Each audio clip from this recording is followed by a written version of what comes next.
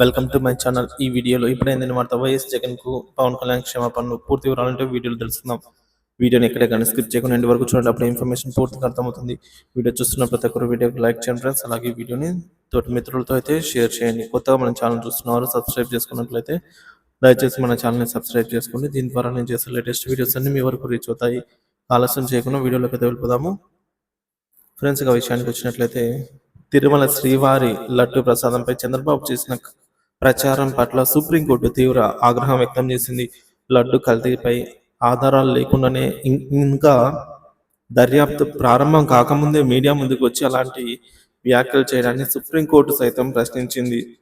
దేవుణ్ణి రాజకీయాల్లోకి లాగొద్దు అంటూ సుప్రీంకోర్టు హెచ్చరించింది. ఈ పరిణామాలపై వైఎస్ఆర్సీపీ నేతలు ఒక్కొక్కరిగా స్పందిస్తున్నారు. పదవిలో ఉన్నప్పుడు అబద్ధాలను నిజం చేయాలనుకోవడం భక్త ద్రోహం చేయడమే అంటూ వారు విమర్శించారు.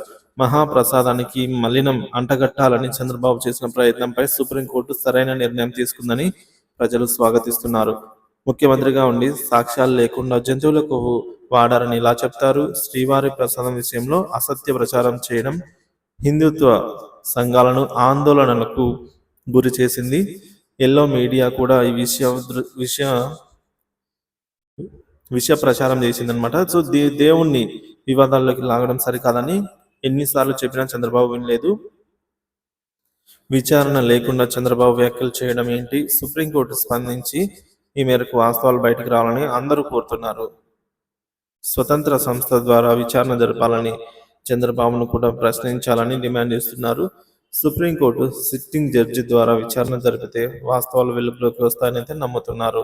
చంద్రబాబు, పవన్ కళ్యాణ్ హిందువుల మనోభావాలను దెబ్బతీసే విధంగా మాట్లాడుతున్నారని వైఎస్ఆర్సీపీ నేతలు ఆగ్రహం వ్యక్తం చేస్తున్నారు. చంద్రబాబు శ్రీవారి భక్తులకు క్షమాపణ చెప్పాల్సిన అవసరం ఉందని, కోట్లాది భక్తుల మనోభావాలు దెబ్బతిన్నాయని అయితే వాళ్ళు అంటున్నారు.